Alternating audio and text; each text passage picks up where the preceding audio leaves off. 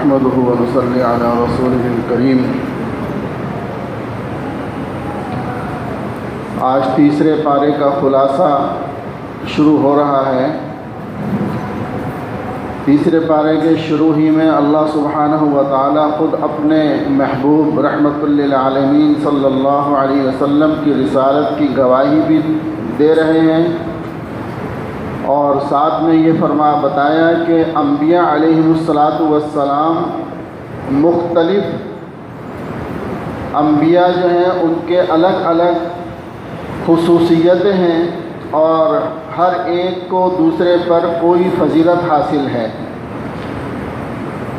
یہاں تیسرے پارے کے آغاز میں ان خصائص کا ذکر ہے جو بعض انبیاء علیہم السلام کو عطا کیے گئے۔ کسی کو سیادت و قیادت عطا ہوئی، کسی کو بلا واسطہ ہم کلامی کا شرف عطا کیا گیا، کسی کی تائید واضح معجزات سے کی گئی۔ یہ تمام انبیاء علیہم السلام علوم مرتبہ کے باوجود فضل و شرف میں ایک جیسے نہ تھے، بلکہ بعض کو بعض پر فضیلت حاصل تھی۔ جیسے بعض انبیاء علیہم السلام کو دوسرے بعض پر فضیلت حاصل ہے، اسی طرح ان کی امتوں کو ایک دوسرے پر فضیلت حاصل ہے۔ چونکہ بہت ساری خصوصیات اور امتیازات کی بنا پر ہمارے آقا حضرت محمد صلی اللہ علیہ وسلم کو تمام انبیاء علیہ السلام پر فضیلت حاصل ہے، لہٰذا آپ صلی اللہ علیہ وسلم کی امت کو بھی دوسری تمام امتوں پر فضیلت حاصل ہے۔ یعنی انبیاء سب ایک درجے کے نہیں ہیں، بلکہ کسی نہ کسی کو کسی دوسرے پر کوئی نہ کوئی فضیلت حاصل ہے، لیکن سب سے افضل اور سب سے اعلیٰ اور سب سے زیادہ مرتبہ وہ رسول اللہ صلی اللہ علیہ وسلم کو حاصل ہے۔ تو جس طرح نبی کا مرتبہ زیادہ ہے، ایسے ہی ان کی امت کا مرتبہ بھی زیادہ ہے، یعنی امت محمدیہ دوسرے تمام امتوں پر فضیلت رکھتی ہے۔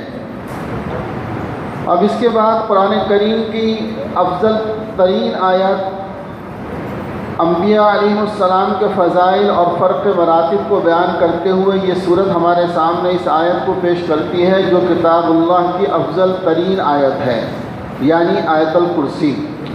آیت الکرسی میں تقریباً 17 بار اللہ تعالیٰ کا ذکر آیا ہے۔ آیت الکرسی میں 17 مرتبہ اللہ سبحانہ و تعالیٰ کا ذکر آیا ہے، اور یہ بڑی عجیب و غریب آیت ہے۔ ہر آدمی کو یاد ہونی چاہیے، ہر عورت، ہر مرد، ہر بچے کو۔ اور فرمایا جو بھی اس کو ہر فرض نماز کے بعد ایک مرتبہ آیت الکرسی پڑھے گا، اس کے اور جنت کے درمیان صرف موت باقی ہے، یعنی موت آتے ہی وہ جنت میں جائے گا، کہ جو آدمی اس کی پابندی کرے گا۔ اس قسم کے جو فضائل بیان کیے جاتے ہیں، ان کا یہ مطلب نہیں ہے کہ ایک آدمی جو ہے وہ فرائض و واجبات کچھ بھی ادا نہ کرے، سنتیں ادا نہ کرے، بس صرف آیت الکرسی یا کوئی ایسا وظیفہ پڑھ لے اور جنت میں جائے گا۔ مطلب یہ ہوتا ہے کہ وہ آدمی جو فرائض کا، سنتوں کا پابند ہے، شریعت مطہرہ کا پابند ہے، اور وہ ان چیزوں کو بھی پڑھتا ہے، تو سمجھ لو اللہ سبحانہ و تعالیٰ اسے یہ مرتبہ فوراً عطا فرما دیتے ہیں۔ اس کے بعد یہاں تیسرے پارے کے شروع میں آیت الکرسی کے بعد تقریباً 3 واقعات کا تذکرہ ہوا ہے۔ سب سے پہلے حضرت ابراہیم علیہ السلام کا واقعہ ہے، جو نمرود کے ساتھ پیش آیا، کہ جب آپ نے نمرود کو دعوت دی تو نمرود کہتا ہے کہ تم کس خدا کی بات کرتے ہو؟ خدا تو میں ہوں۔ آپ نے فرمایا کہ میرا خدا وہ ہے جو زندہ کرتا ہے اور مارتا ہے۔ کہنے لگا وہ تو میں بھی کرتا ہوں۔ کیا کیا اس نے کہ ایک ایسا قیدی جس کو سزائے موت ہو چکی تھی، اس کو اس نے آزاد کر دیا، اور ایک آزاد آدمی اس کو قتل کرا دیا۔ تو کہتا ہے دیکھو یہ تو میں نے اپنی مرضی سے جس کو چاہا زندہ کر دیا، کہ موت کی سزا تھی اس کو چھوڑ دیا، اور جس کو جو آزاد تھا کوئی سزا نہیں تھی میں نے اس کو مار دیا۔ حضرت ابراہیم علیہ السلام نے جب اس کی بے وقوفی دیکھی تو فرمایا کہ اچھا، دوسری آپ نے دلیل فرمایا میرا رب تو وہ ہے جو مشرق سے سورج کو طلوع کرتا ہے اور مغرب میں غروب کرتا ہے۔ بس اب وہ فبہت الذی کفر، اب اس کا جو ہے وہ مبہوت ہو گیا کہ اب اس کا وہ کیا جواب دے گا۔ اسی طریقے سے دوسرا واقعہ یہاں یہ آتا ہے کہ حضرت عزیر علیہ السلام ایک بستی کے پاس سے گزرے جہاں ہزاروں لوگ مردہ پڑے ہوئے تھے، تو آپ کے دل میں ایسے وسوسہ آیا کہ اللہ سبحانہ و تعالیٰ کس طریقے سے دوبارہ زندہ فرماتے ہیں. یعنی یہ کوئی اعتراض نہیں تھا، بلکہ ایک دل میں جیسے وسوسہ آیا کہ میرا رب کیسی قدرت والا ہے، وہ زندہ کرے گا لیکن کیسے کرے گا. بس یہ وسوسہ آنا تھا کہ اللہ جل جلالہ نے آپ کے اوپر موت کو طاری فرما دیا. 100 سال تک آپ جو ہیں وہ مردہ رہے، لیکن اللہ نے یہ نشانی بنا دی کہ آپ کا جو کھانا کھا رکھا تھا، جو خورد و نوش آپ کے پاس تھا، وہ 100 سال تک تر و تازہ رہا. آپ کی سواری جو تھی وہ گل سڑ گئی اور سب کچھ اس کا ختم ہو گیا، صرف ڈھانچہ باقی رہ گیا. 100 سال کے بعد آپ نے زندہ کیا ان کو اور فرمایا کہ دیکھو ہم کس چیز پر ہم کیسی قدرت رکھتے ہیں کہ تمہارا کھانا ایسا ہی تر و تازہ، حالانکہ کھانا تو گھنٹوں کے اندر اور دن کے اندر خراب ہو جاتا ہے، کہ وہ ویسے ہی ہے. تمہاری سواری جو یعنی جانور جو ہے وہ کئی دنوں کے بعد گلتا سڑتا ہے اور اس کے بعد اس کے اوپر سے گوشت ختم ہوتا ہے، اس کا جو ہے وہ ماंس ختم ہوتا ہے، بعد میں جا کے کہیں اس کے بالکل وہ بنجر ہو جاتا ہے. لیکن دیکھو ہم نے اس کو جو ہے وہ فوراً ختم کر دیا تھا. اب 100 سال کے بعد دوبارہ اللہ نے اس جانور کے اوپر بھی چیزیں یعنی اس کا گوشت آیا، اس کے اوپر چمڑی چڑھی، دوبارہ زندہ کر دیا. تو اللہ نے ان کو یہ دکھایا کہ ہم کیسے زندہ کرتے ہیں. اور تیسرے نمبر پہ حضرت ابراہیم علیہ السلام، حضرت ابراہیم علیہ السلام نے پوچھا کہ یا اللہ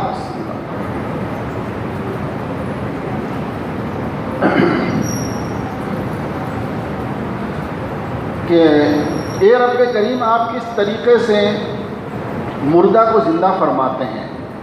یعنی یہ بھی اعتراض نہیں بلکہ قرآن کریم کہتا ہے وَلَٰكِن لِيَطْمَئِنَّ قَلْبِي، کہ اطمینان قلب کے لیے آپ نے جو ہے نا ایک سوال کیا سمجھنے کے لیے. تو اللہ سبحانہ و تعالی نے حضرت ابراہیم علیہ السلام سے فرمایا کہ ابراہیم ایسا کرو کہ چند پرندے لو اور ان کو اپنے سے مانوس کر لو، یعنی پال لو. پالنے کے بعد پھر ان کو ذبح کرو، ان کا قیمہ بناؤ اور سب کو مکس کر دو اور پھر اس کو تھوڑا تھوڑا کر کے دور دور پہاڑوں کے اوپر رکھ دو اور پھر ان کو آواز دو ہمارے حکم سے، پھر دیکھنا کیسے وہ زندہ ہوتے ہیں. حضرت ابراہیم علیہ السلام نے یہی سارا معاملہ کیا. تو ہر پہاڑ سے جس کا جو ذرہ جہاں تھا وہ وہاں سے اٹھا، اپنے ذرے میں جا کر ملا، اس کی ہڈی اس میں ملی اور اس طریقے سے ذرا سی دیر میں لمحوں کے اندر پورا وہ پرندے وہ ان کے پاس کھیلتے کودتے واپسی آ گئے. تو یہ اللہ نے دکھایا کہ دیکھو یہ ہے ہماری قدرت کہ اس طریقے سے ہم مردے کو زندہ کرنے پر قادر ہیں. یعنی اس کے اندر بار بار یہ بتایا جا رہا ہے کہ دیکھو اللہ سبحانہ و تعالیٰ قادر مطلق ہیں، وہ جو چاہیں جیسا چاہیں کر سکتے ہیں. تو اے ایمان والو تم اللہ پر یقین کیوں نہیں لاتے ہو؟ کیوں رب کی نافرمانی کرتے ہو کہ ایسا رب جو اس قدر قادر ہے، اس قدر مار کر زندہ کرنے والا ہے، اس کے اوپر تم ایمان نہیں لا رہا؟ پھر اسی طریقے سے یہ سلسلہ چلا اور آگے پھر اللہ اکبر، گویا کہ یہاں اس سورہ بقرہ میں تقریباً 5 واقعات ایسے گزرے ہیں جس کے اندر اللہ سبحانہ و تعالیٰ نے مرنے کے بعد زندہ ہونے کو ثابت کیا ہے. پہلے 2 واقعات ہم نے پڑھے تھے، جو ایک طاعون کی بیماری سے بھاگے، جہاد کے خوف سے بھاگے، پھر ان کے اوپر موت آ گئی، پھر ان کو زندہ کیا. حضرت عزیر علیہ السلام کا یہ قصہ آ گیا، اسی طرح ابراہیم علیہ السلام کا یہ قصہ آ گیا. اگلی آیات میں اللہ سبحانہ و تعالی نے انفاق فی سبیل اللہ یعنی اللہ کی راہ میں خرچ کرنے کو بیان فرمایا ہے. دین اسلام انسانیت، انفاق فی سبیل اللہ، اخوت، محبت اور فضل و احسان کا دین ہے. انسانی فلاح کا کوئی پہلو ایسا نہیں جس کی قرآن نے دعوت نہ دی ہو اور نیکی کا کوئی ایسا کام نہیں جس کی اسلام نے ترغیب نہ دی ہو۔ سورۃ البقرہ میں انداز بدل کر انفاق فی سبیل اللہ کی فضیلت بیان کی گئی ہے اور اس کے آداب بھی بتائے گئے ہیں۔ اخلاص کی بنا پر صدقہ سب سے پہلے اللہ تعالی کی راہ میں خرچ کرنے والوں اور اخلاص کی بنا پر انہیں حاصل ہونے والے ثواب کو، یعنی وہ لوگ جو اللہ کی راہ میں اخلاص کے ساتھ صدقہ کرتے ہیں، اس کی مثال اس کاشتکار کی طرح دی ہے، اس کسان کی طرح دی ہے کہ جو زمین میں ایک دانہ ڈالتا ہے لیکن اس کے بعد اس دانے سے وہ ہزاروں دانے وصول کرتا ہے ایک دانے سے۔ فرمایا کہ ایک دانہ ڈالتا ہے جس سے 7 بالیاں اگ آتی ہیں، ایک بالی میں 100 دانے ہوتے ہیں۔ تو یہ مثال دی کہ گویا جو آدمی 1 روپیہ اللہ کی راہ میں اخلاص کے ساتھ خرچ کرتا ہے اس کو 700 گنا ثواب ملتا ہے، 700۔ اور آگے اسی آیت میں ہے واللہ یضاعف لمن یشاء، اور اللہ جس کا چاہتا ہے وہ اس سے بھی زیادہ بڑھا دیتا ہے۔ وہ قادر مطلق ہے، اس کے خزانے میں کوئی کمی نہیں ہے۔ اصل تمہارا اخلاص ہے کہ تم کس نیت سے خرچ کر رہے ہو، تمہارے اندر اخلاص کتنا ہے۔ یعنی میرے دوستو، اللہ سبحانہ و تعالی نے کس طرح، آپ دیکھیں 2 پارے ہم نے پڑھے ہیں، کتنی جگہ پر خرچ کرنے کی فضیلت آئی ہے کہ جو مال رب نے دیا ہے اس مال کو خرچ کرنے پر، حالانکہ اگر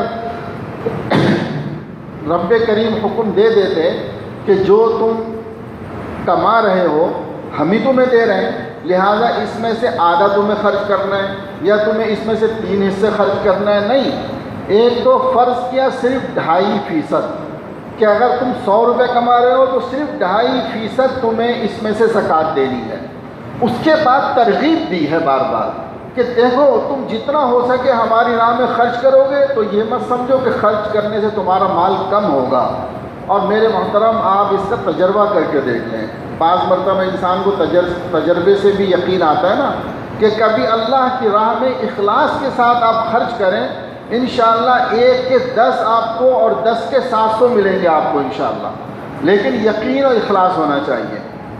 اس کے بعد فرمایا دکھاوے کا جو شخص صدقہ کرتا ہے، یعنی ایک وہ آدمی ہے جو دکھاوے کے لیے صدقہ کر رہا ہے، اس کی مثال ایسی ہے جیسے ایک چٹان ہے، پہاڑی پتھر آپ کہہ لیں، اس کے اوپر ہلکی ہلکی مٹی آ جاتی ہے، اب وہ اس کے اندر اپنا بیج ڈال رہا ہے، اس بیج کا کیا فائدہ؟ ذرا سے بارش ہوگی وہ بیج سارا کا سارا ضائع ہو جائے گا۔ تو فرمایا دکھاوے کے لیے صدقہ کرنے والوں کی مثال ایسی ہی ہے، اور آج کل انہی کی کثرت ہے۔ دکھاوے کے لیے لاکھوں روپے خرچ کر دیں گے، کروڑوں روپے خرچ کریں گے، اللہ کی رضا کے لیے چند روپے خرچ کرنے میں تکلیف ہوتی ہے۔ میں اس لیے بات کرتا ہوں، ساتھیوں سے کہتا ہوں کہ یہ بڑے بڑے جو NGOs ہوتی ہیں، ادارے ہوتے ہیں، ان کو لوگ جو ہے وہ کروڑوں روپے دیتے ہیں، کیوں؟ تصویریں بنتی ہیں، موویاں بنتی ہیں، اخبارات میں آتا ہے، اور جو چھوٹے چھوٹے ادارے ہوتے ہیں، چھوٹے چھوٹے مدارس ہیں، مساجد ہیں، تو چھوٹا چھوٹا کام کرنے والے ہیں، ان کو کوئی نہیں پوچھتا، کیونکہ وہاں دینے سے نام نہیں ہوگا، وہاں پر جائیں۔ لیکن میرے دوستو، کام یہیں بنتا ہے، کام اسی میں بنتا ہے، نام نہیں ہوتا لیکن کام بنتا ہے جب ایسی چھوٹی جگہ پر آپ دیتے ہیں کہ جب آپ دینے والے کو اور جب لینے والا نہ آپ کو پہچانتا ہے اور نہ آپ اس کو پہچانتے ہیں، تو پھر ایسی جگہ اللہ سبحانہ و تعالیٰ کام بھی بنا دیتے ہیں۔ اگلی آیت میں فرمایا کہ صدقہ خیرات کے جو شرائط ہیں، آداب بیان کرتے ہوئے ارشاد ہے کہ دیکھو ایسا صدقہ جس کے بعد کسی کی دل آزاری ہو، اس سے بہتر یہ ہے کہ صدقہ نہ دو لیکن اچھی بات کہہ دو۔ اچھی بات کہہ دینا زیادہ بہتر ہے اگر تم صدقہ نہیں دے سکتے۔ مثلا کوئی سائل آپ کے پاس آیا، بجائے اس کے کہ آپ اس کو دھتکاریں، آپ اس کو کہہ دو بھائی اللہ خیر کرے گا۔ اگر آپ نہیں دینا چاہتے، اور آج کل کی جو صورتحال ہے وہ سب کے سامنے ہے کہ جو سفید پوش مستحق ہیں وہ بیچارے محروم ہیں، اور جو مانگنے والے جنہوں نے اپنا یہ دھندا بنایا ہوا ہے ان کی کثرت ہے۔ لیکن اس کے باوجود کہ ہمیں معلوم ہے کہ ہم کسی جگہ بیٹھے ہوئے ہیں اور وہاں جو مانگنے والا آیا یہ ایک مافیا ہے، سب اس سے واقف ہیں، بہت کچھ آ چکا ہے ان کے بارے میں، لیکن پھر بھی جھڑکو نہ، ان کو نرمی کے ساتھ کہہ دو بھائی اللہ تعالیٰ آپ کا بھلا کرے، اللہ آسان فرمائے، اس طرح کا کوئی لفظ کہہ کے ان سے جان چھڑا لو۔ پھر اگلی آیات میں فرمایا کہ دیکھو اللہ کی راہ میں ردی چیز نہ دو، جو تم خود لینا نہیں پسند کرتے وہ چیز اللہ کی راہ میں مت دو، جو تم خود پسند کرتے ہو وہ اللہ کی راہ میں دو۔ آج ہمارا حال کیا ہے؟ میں نے اس لیے اپنے ادارے میں یہ پابندی لگائی ہوئی ہے کہ لوگ صدقے کا بکرا دیتے ہیں نا، میں کہتا ہوں اگر کوئی پہاڑی بکرا لے کر آئے تو اس کا قبول مت کرو۔ آپ مجھے بتائیں کہ ہم میں سے، یعنی ہم جو اس معاشرے میں رہتے ہیں، آج ہم میں سے کوئی پہاڑی بکرا اپنے گھر کے اندر کھاتا ہے؟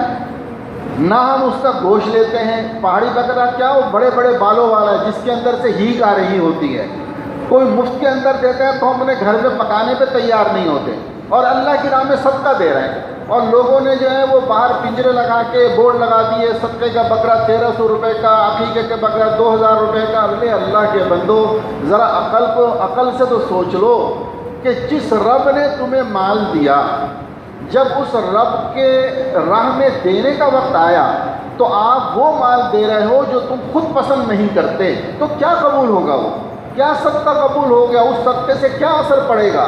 اس لیے میرے دوستو، صدقے کے اندر چاہے تھوڑا دے دو۔ دیکھو بکرا صدقہ کرنا یہ کوئی لازمی چیز نہیں ہے، یہ کوئی شریعت میں بکرا صدقہ کرنے کا کوئی زیادہ اجر و ثواب ہو ایسا کچھ بھی نہیں ہے، بلکہ بعض علماء نے تو اس کو بدعت لکھا ہے کہ اگر آپ نے غلط نیت سے، یعنی ایک تصور ہمارے ہاں یہ ہے کہ جی بکرا صدقہ کرو کہ بکرا دینے سے گویا موت ٹل جائے گی۔ ارے اللہ کے بندو، یاد رکھو موت کا جو وقت ہے نا وہ ٹلنے والا نہیں ہے۔ فَإِذَا جَاءَ أَجَلُهُمْ لَا يَسْتَأْخِرُونَ سَاعَةً وَلَا يَسْتَقْدِمُونَ، نہ ایک منٹ پیچھے نہ ایک منٹ آگے، وہ تو جو وقت ہے وہ وقت ہے۔ لہٰذا یہ بکرے جو لازمی شرط کے طور پر یا اس عقیدے سے اگر دیتے ہیں تو یہ عقیدہ ہی غلط ہے، یہ عقیدہ تو ہندوؤں کا عقیدہ ہے، لہٰذا اس عقیدے سے تو دینا ہی غلط ہے۔ ہاں گنجائش علماء نے لکھی ہے کہ بھئی ایک بڑا صدقہ آپ اللہ کی راہ میں دے رہے ہیں، اللہ سبحانہ و تعالیٰ اس کی وجہ سے مصیبتوں کو ٹال دیتے ہیں، صدقے کی وجہ سے مصیبت ٹلتی ہے، پریشانیاں ٹل جاتی ہیں، بیماریاں ختم ہوتی ہیں، لیکن موت ٹل جائے ایسا نہیں ہے۔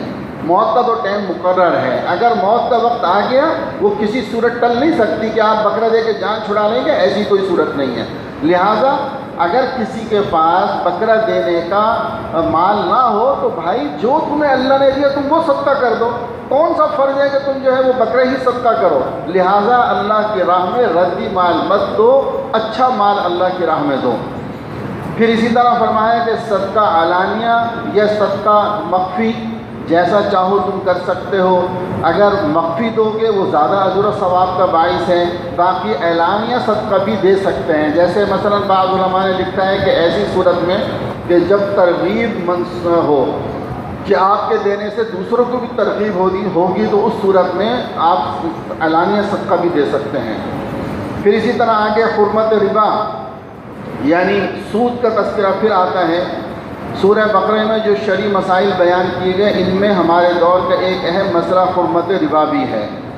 سود خور کو اس شخص کے ساتھ تشبیہ دی گئی ہے جو جنات اور شیاطین کے اثرات کی وجہ سے خبتی اور دیوانہ ہو جاتا ہے۔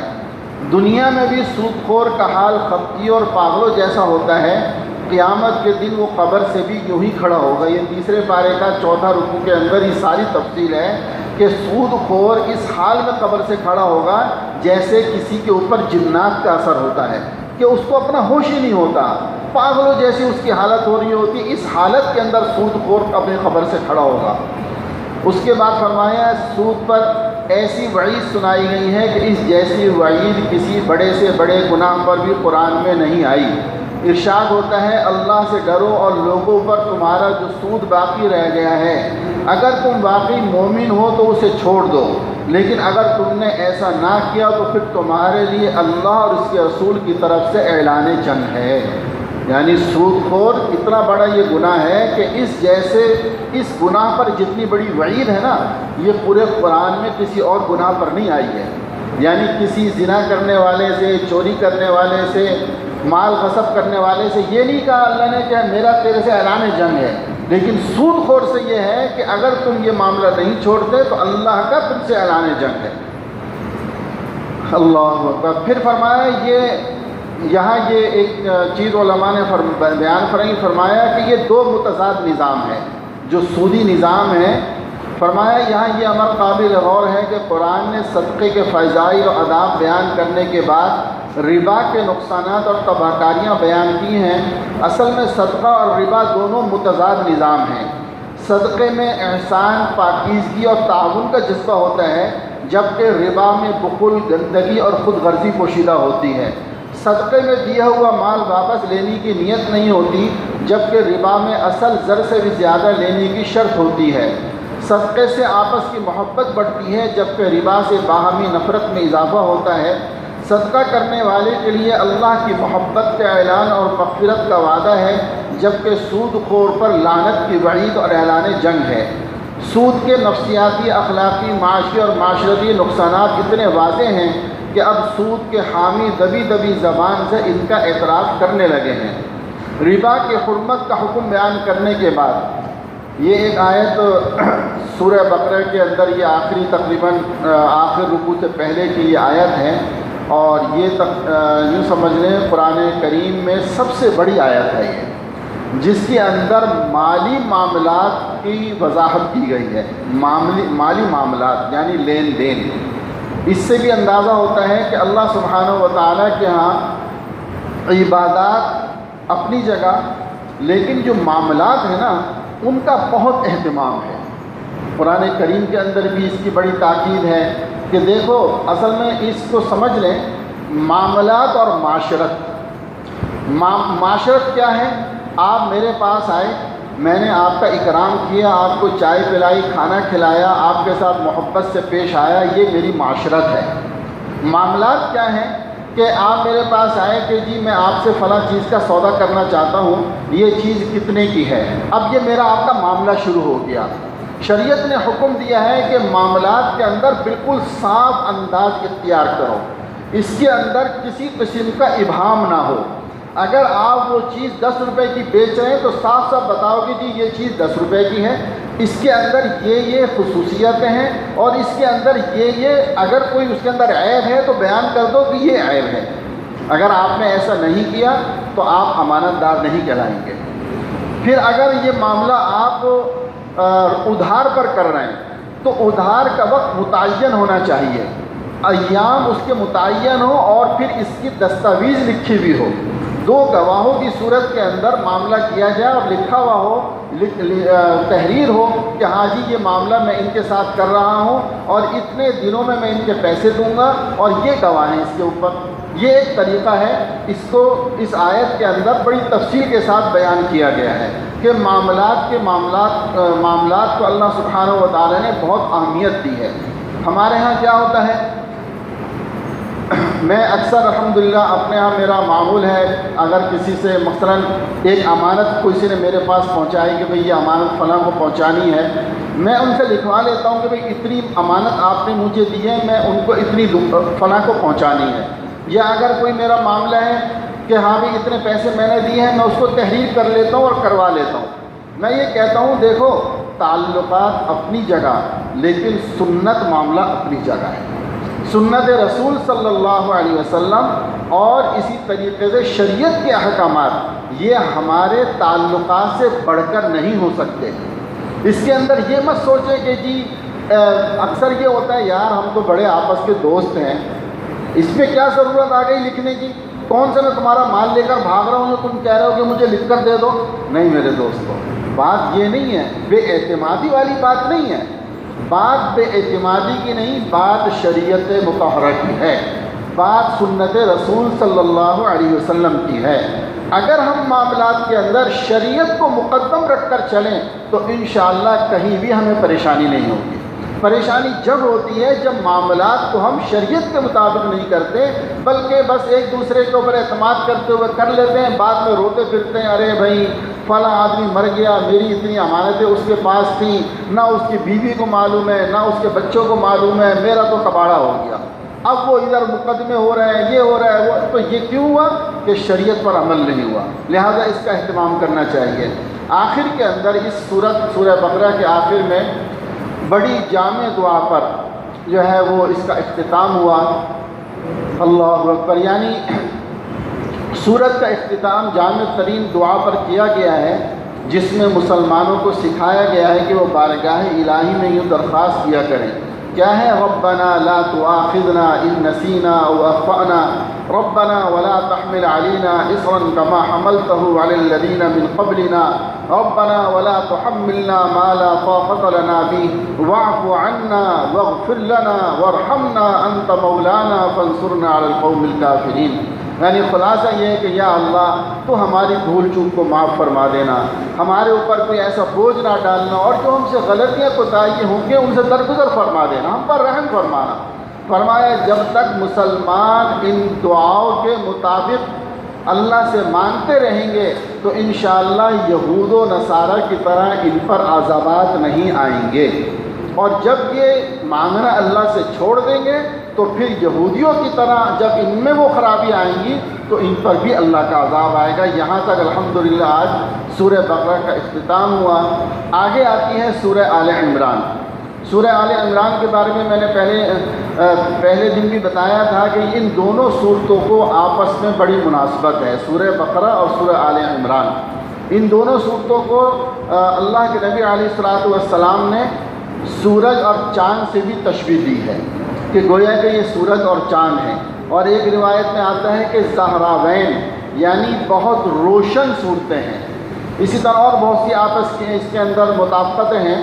یہ صورت بھی مدنی ہے، چونکہ پہلے ایک بات ہم نے عرض کی تھی کہ جس صورت میں کوئی خاص اہم بات یا کوئی قصہ ہوتا ہے اسی کو اللہ سبحانہ و تعالیٰ اس صورت کا نام رکھ دیتے ہیں۔ سورہ بقرہ کے اندر چونکہ وہ گائے والا قصہ تھا، اس کا نام سورہ بقرہ رکھ دیا۔ اس سورہ میں آل عمران کا تذکرہ ہے۔ آل عمران یہودی یہ نصرانی یعنی عیسائیوں کا ایک بہت معزز اور بڑا خاندان تھا۔ حضرت عمران جو ہیں وہ بڑے خاندانی تھے، تو ان کا واقعہ بڑا عجیب و غریب واقعہ ہے، جس کی بنا پر اللہ رب العزت نے اس کا نام بھی سورہ آل عمران ان کے نام پر رکھ دیا۔ سورہ بقرہ میں یہودی مخاطب تھے زیادہ تر، انہی کے ذیل میں عیسائی اور نصارہ وغیرہ ان کو جو ہے وہ مخاطب کیا گیا۔ سورہ آل عمران میں جو اصل مخاطب ہیں وہ عیسائی ہیں، نصارہ وہ اصل مخاطب ہیں، لیکن یہودیوں کو بھی جگہ جگہ جھنجھوڑا گیا ہے۔ اس کا یہ واقعہ یوں لکھا ہے کہ فتح مکہ کے بعد غالباً 9 ہجری میں نجران ایک علاقہ تھا جہاں عیسائیوں کا بڑا غلغلہ تھا۔ وہاں سے ایک وفد تیار ہوا تقریباً 60 افراد پر، بہت بڑا وفد جس میں بڑے بڑے مبلغ، ان کے واعظ اور ان کے جو ہے وہ مناظر، بڑے بڑے ان کے علماء کہ جی ہم جو ہے وہ نبی کریم صلی اللہ علیہ وسلم کے پاس جائیں گے اور ان سے جو ہے وہ مناظرہ کریں گے اور وہاں ثابت کریں گے کہ حضرت عیسیٰ علیہ السلام وہ اللہ کے بیٹے ہیں، اور اللہ کے جو ہیں وہ یعنی الوہیت بھی ثابت کریں گے، کہیں بیٹا بھی ثابت کریں گے، یعنی ہم اپنا عقیدہ جو ہے وہاں ثابت کریں گے جا کر۔ اللہ کے رسول علیہ السلام نے فرمایا کہ ٹھیک ہے آ جاؤ۔ پھر یہ لوگ آ گئے۔ آنے کے بعد انہوں نے جو ہے وہ اسی طرح کی کچھ باتیں شروع کی اپنی۔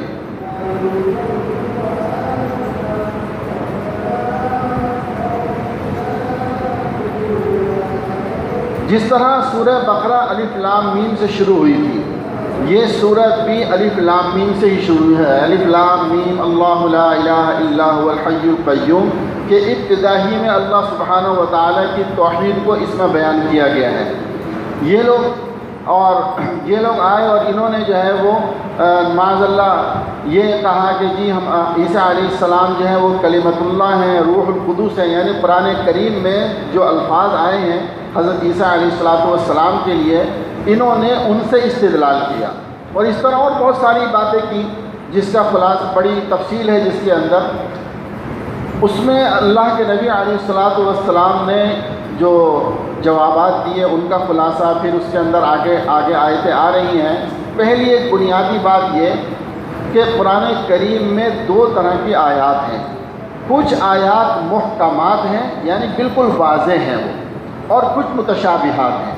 محکمات میں تو ہر ایک جانتا ہے ان کا یہ معنی ہے، یہ مطلب ہے، لیکن متشابہات جیسے حروف مقطعات کا میں نے عرض کیا تھا کہ الف لام میم یہ حروف مقطعات میں سے ہیں اور ان کا معنی کسی کو نہیں معلوم، یہ اللہ پر چھوڑا جاتا ہے کہ رب ہی جانتے ہیں کہ اس کا مطلب اور معنی کیا ہے۔ باقی پڑھنے پر ہمیں ثواب ہے، الف لام میم آدمی پڑھتا ہے 30 نیکیاں ملتی ہیں۔ تو اسی طریقے سے کچھ آیات متشابہات ہیں، جیسے قرآن کریم میں کہیں آتا ہے ید اللہ، اللہ کا ہاتھ۔ اب اللہ کا ہاتھ کیا ہے یہ رب ہی بہتر جانتا ہے، ہماری طرح تو اس کا ہاتھ نہیں ہے۔ کہیں آتا ہے کہ رب جو ہے وہ عرش کے اوپر جو ہے وہ مستوی ہے، اب وہ وہاں عرش پر وہ کس طرح بیٹھا ہوا ہے یا کیا ہے وہ رب بہتر جانتا ہے۔ یہ متشابہ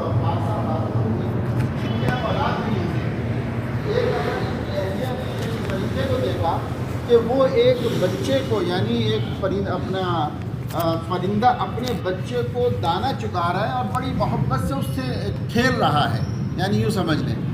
تو ان کو ایک دم ہوک سے اٹھ کر اللہ سے دعا کی کہ یا اللہ تو اپنے فضل سے ہمیں بھی اولاد عطا فرما دے، اور یہ نیت کی کہ اگر مجھے اولاد ہو گئی تو میں اس کو بیت المقدس کی خدمت کے لیے وقف کر دوں گی۔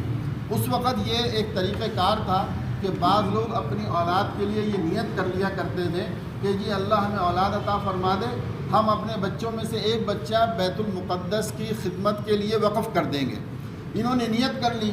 اب اللہ رب العزت نے بجائے اس کے کہ اللہ نے اولاد عطا فرمائی، لیکن جب اولاد ہوئی تو وہ اولاد میں لڑکی تھی، لڑکا نہیں تھا، اور وہاں پر لڑکا ہوتا تھا جس کو وقف کیا جاتا تو بڑی پریشان ہوئی۔ لیکن اللہ سبحانہ و تعالی نے خلاف واقعہ یعنی اللہ رب العزت نے ان کی اس نظر کو قبول فرما لیا اور ایسے اسباب بنائے کہ اور وقت کے نبی کو فرمایا کہ بھئی ان کی نظر قبول ہے اور اس لڑکی کو وقف کر دو بیت المقدس کی خدمت کے لیے۔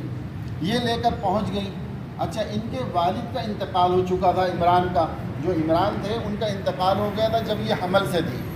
اب وہاں پر یہ تنازع ہوا کہ ان کی کفالت کون کرے گا، ان کی یعنی جو بچی تھی اس کی کفالت کون کرے گا۔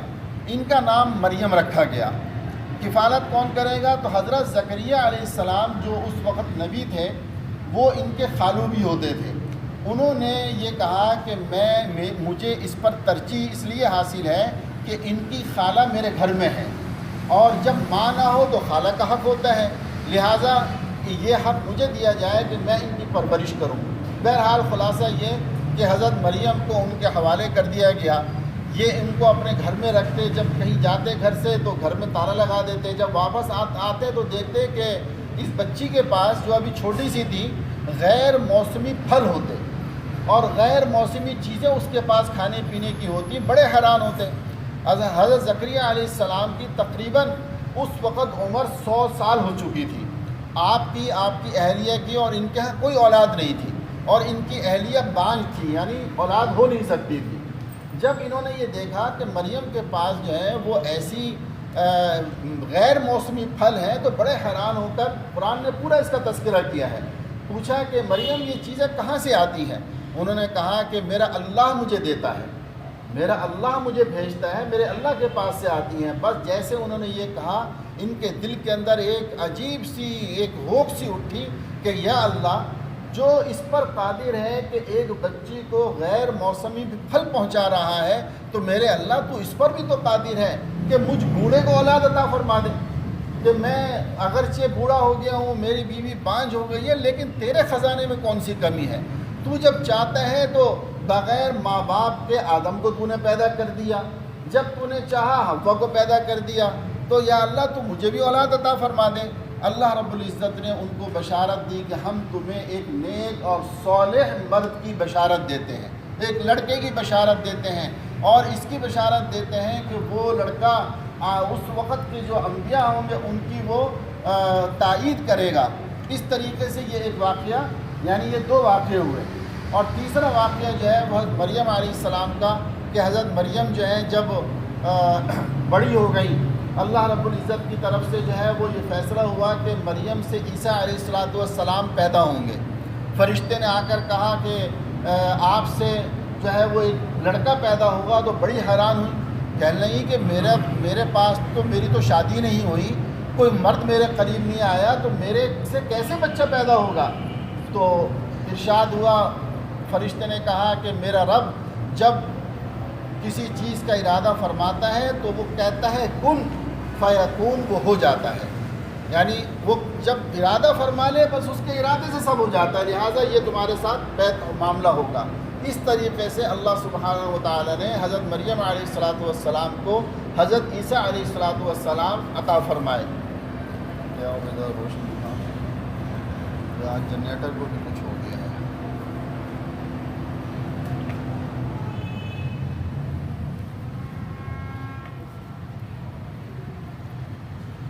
اللہ اکبر۔ جب فرشتوں نے حضرت مریم کو بیٹے کی ولادت کی خبر دی تو انہوں نے بڑے تعجب سے کہا میرے ہاں بچہ کیسے پیدا ہوگا، حالانکہ مجھے کسی انسان نے ہاتھ تک نہیں لگایا۔ اللہ کی طرف سے جواب دیا گیا کہ اسی طرح ہو جائے گا، کیونکہ اللہ تعالیٰ جو چاہتا ہے پیدا کرتا ہے۔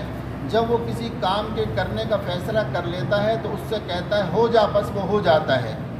سیدنا مسیح علیہ السلام کو باری تعالیٰ نے مختلف معجزات عطا فرمائے، لیکن ان معجزات کو دیکھ لینے کے باوجود یہود کو ایمان قبول کرنے کی سعادت حاصل نہ ہوئی۔ بہرحال یہاں تک یہ واقعات تھے، آگے پھر عیسیٰ علیہ السلام کے کچھ معجزات کا تذکرہ اور کچھ تفصیل ہے، انشاءاللہ اس کو کل پڑھیں گے، چونکہ لائٹ جنریٹر بھی نہیں چل رہا اور گرمی بھی ایسا نہ ہو آپ حضرات پریشان ہو جائیں، اسی پر اتفاق کرتے ہیں۔